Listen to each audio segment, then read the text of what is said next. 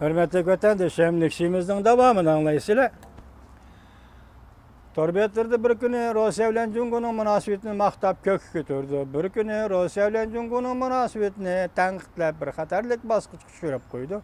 Qandaq bo'lishdan qat'a nazar biz yaqinda bir Rusya Cumhur münasebeti to'g'risida bir ishga parcha leksiya so'zlagan bo'ldik. Bugungi leksiyamizga diqqat qilishingizni umid qilamiz. Chunki Prezident Vladimir Putin 6 ayning 23-kunlarining oldi kaynida Beijingga ziyoratga keldi. Mavzu mundaq. Rossiya tuyuqsiz yüz ördü. Cumhur'a S-400 belgilik raketani topshirishni rad qildi. Mavzuli xabar 6 ayning 4-kun Fanvi Tor betida e'lon qilindi. Xabar mundaq boshlandi. Rossiya prezidenti Putin 6 oyda Cumhurni ziyorat qiladigan mushundaq bir paytda Rossiya davlatlik texnika guruhi sherikatining boshlig'i Sergey Kemezov Rossiya 2018-yildan burun Cumhurga topshiradigan S-400 belgilik raketa qo'g'dinish sistemasini topshirmaydi deb tuyuqsiz jakardi.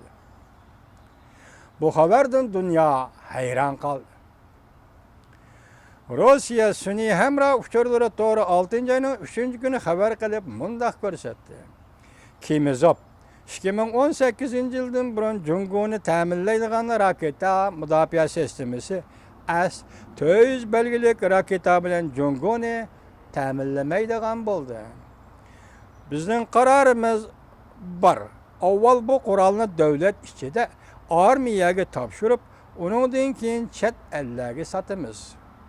Bu qurolni setib olishga to'xtam tuzgan savdogarlar to'xtam bo'yicha Rossiya tarafining qurol bilan ta'minlashini talab qilishdi. Cumhurmi shuning ichida bo'lishi kerak. Lekin biz birinchi vaqtida biz ularga cho'ng va tartibni uqtirgan edik. Biz ularga cho'ng chek va tartibni uqtirgan edik. Cho'ng emas, kechiring vatandosh. Chek va tartibni uqtirgan edik. Bundan burun Rossiyada harbiy ishlar sohasida yuqori darajadagi xabarlarda mundaq ko'rsatildi. Rossiya balki 2016-yildan boshlab Cumhurni S-400 belgilik raketa qo'g'dinish sistemasi bilan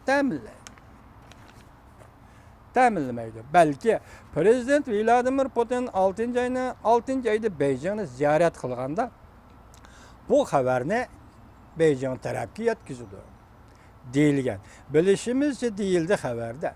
2015-yil 4-oyda Cumhur to'xtam bo'yicha 6-4 qismliq yoki yurishlik S-400 belgilik raketa qo'g'dinish sistemasini sotib olishga pul topshirgan.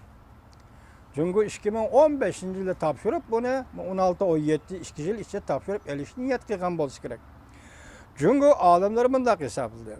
Gerçi xabar to'liq isbotlanmagan bo'lsa-mu, Kemezov Rossiya hokimiyat qatlamida 8-darajalik odam. Rossiya hokimiyat rahbarlik qatlamida 8-darajalik odam. Uning gaplarining tutami bo'ladi. Burun aniq ifoda bildirib, vaqtida mal topshiraman degan to'g'riliq. Mal topshirishni tuyuqsiz kechiktirganlik bu xabar haqiqatan kishini xushal qilmaydi. Deyishdi. Cumhur olimlari S-400 belgilik yangi tiplik havo mudofaa qo'g'dinish raketa sistemasi bo'lib, bu raketa aeroplan, shundaqli qo'g'lig'uchi parxod va o'tir musofirlik raketalarga qarshi etiladi. Yer usti harbiy ishlar qurilmasiga ishlatiladi. Bu raketaning etilish musofasi 400 metrga yetadi.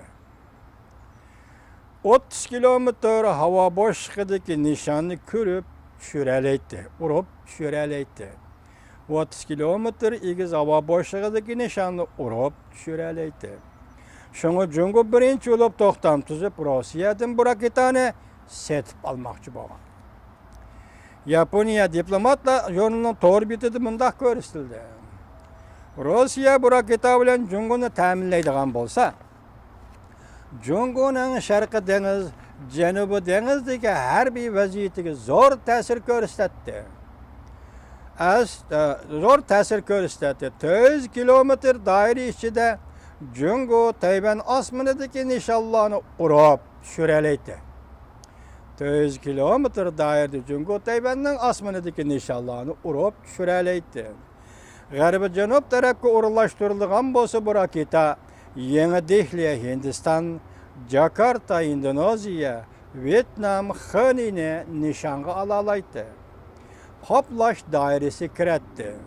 Agar bu raketa Jungoning sharqi taraflariga o'rinlashtirilgan bo'lsa, yetib berish musofasi Seulni o'z ichiga oladi.